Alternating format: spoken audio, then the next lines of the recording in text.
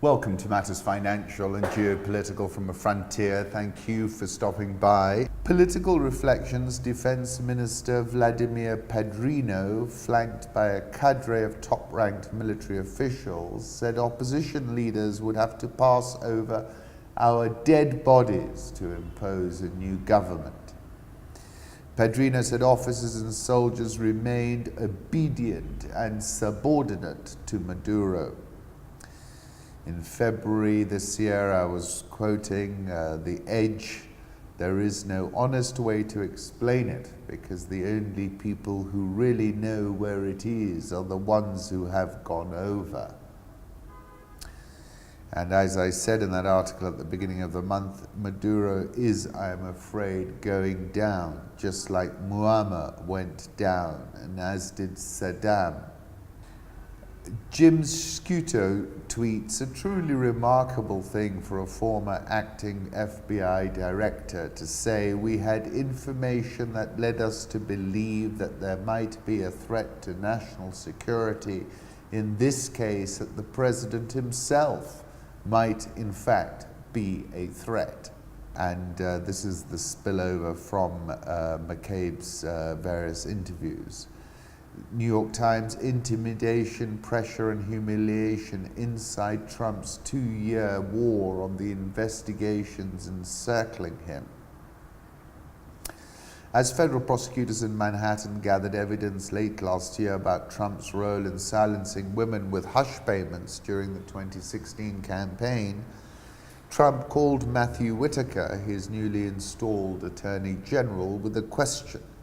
He asked whether Jeffrey S. Berman, the United States Attorney for the Southern District of New York and a Trump ally, could be put in charge of the widening investigation.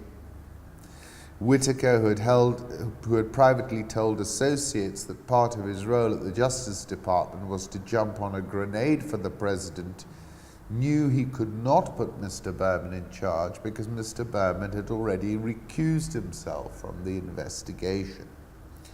The president soon soured on Mr. Whitaker, as he often does with his aides, and complained about his inability to pull levers at the Justice Department that could make the president's many legal problems go away.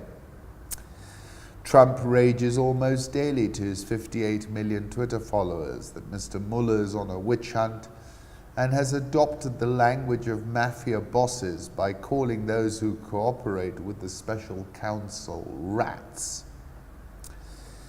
And you know, I've spoken about him being a linguistic warfare specialist, but rats is not the right word, I don't think, even if you are going to be a warfare specialist.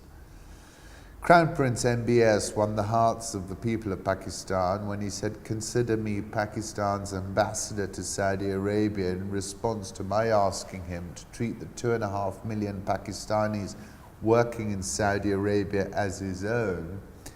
That was Imran Khan. It's a 2.5-minute video. Have a listen, because Imran Khan has arrived on the political scene with as much finesse as he did on the cricket pitch. What with his reverse swing and the straight and true 6 out of the ground. And on that note, Modi personally received Prince Mohammed bin Salman as he arrived on his first bilateral visit to India. That tweet is from Leon Lidigu. In 1981, 4 Labour members broke away to form the Social Democratic Party. I remember that. That ended in failure and helped the Conservative Party to stay in government. The same could happen this time.